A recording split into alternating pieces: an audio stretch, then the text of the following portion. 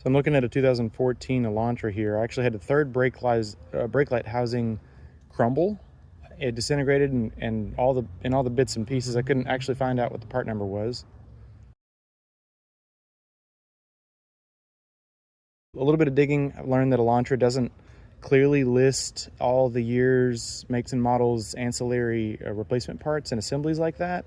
There was like 3 different part numbers that I found. Just kind of shot in the dark, ordered one, and when it came in, it happened to be the one that fit.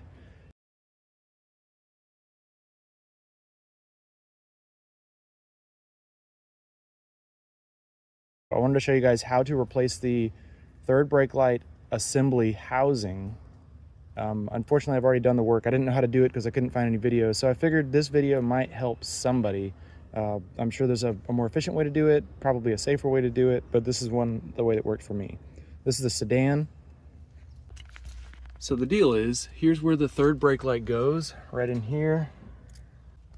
And they have a handy little hatch where you can access the, there's a little twist off part that you can replace the bulb itself, but you cannot fit the housing through this hole. You can only access the bulb. And there's a million videos on how to actually replace the bulb, but that's not what we need. We needed to replace the actual housing up in there. Knock the seats down here.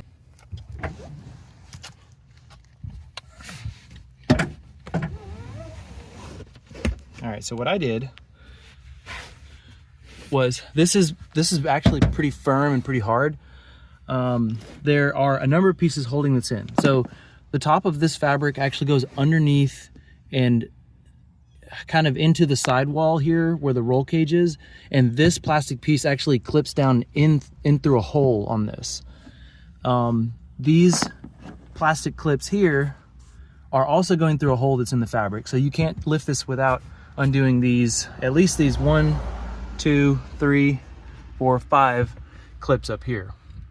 So what I did was actually ended up opening these clips here, and then I didn't take the whole panel out.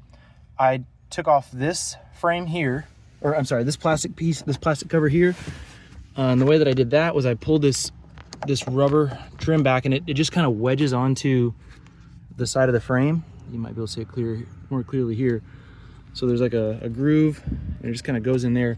But once you pull that back, you can actually see up in there, there's some little blue clips. There's a clip here.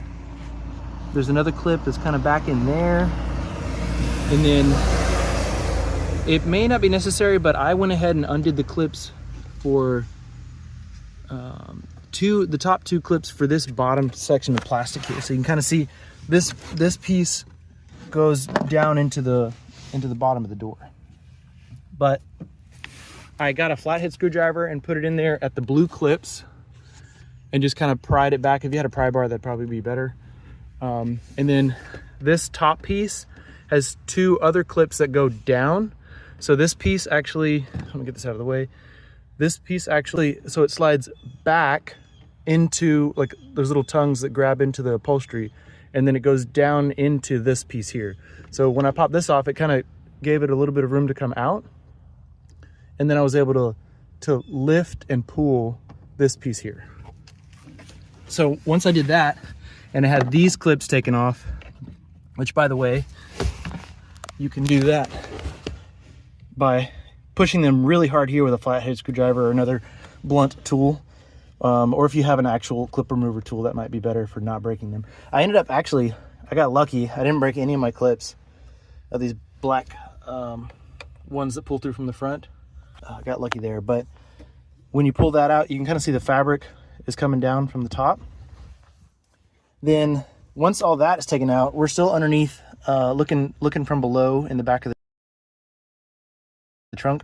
There's these white clips here. There's 1, 2, 3, 4, 5. I just kind of pinched and pushed all of those up until they were kind of floating above. It looks like they want to clip back in, but they stayed out for the whole project. And then so I was able to reach underneath here and push it up hard. And what I tried to get the third brake light assembly housing to kind of slide back here, but there's the frame underneath here actually goes up, so it makes it really tight right in there. So what I ended up doing was pulling the upholstery up here and then just kind of caught up here. So there was a pretty wide entrance, so I went in from the side and then slid it back that way.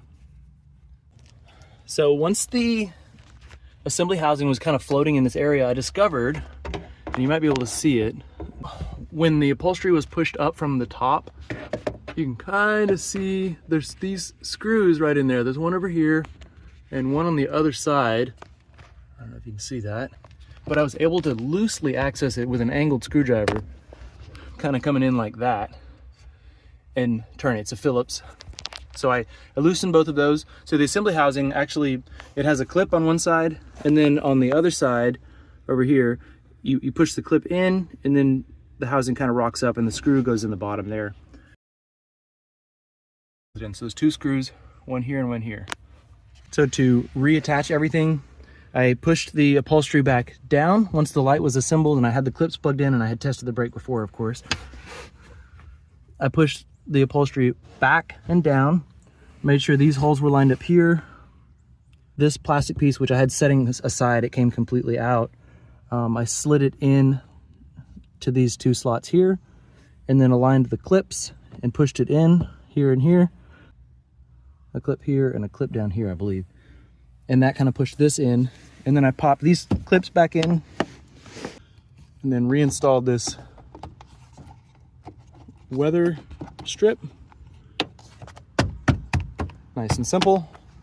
Aligned these holes here and pushed these clips back in. Pretty self-explanatory. And voila, you have your third brake light reinstalled.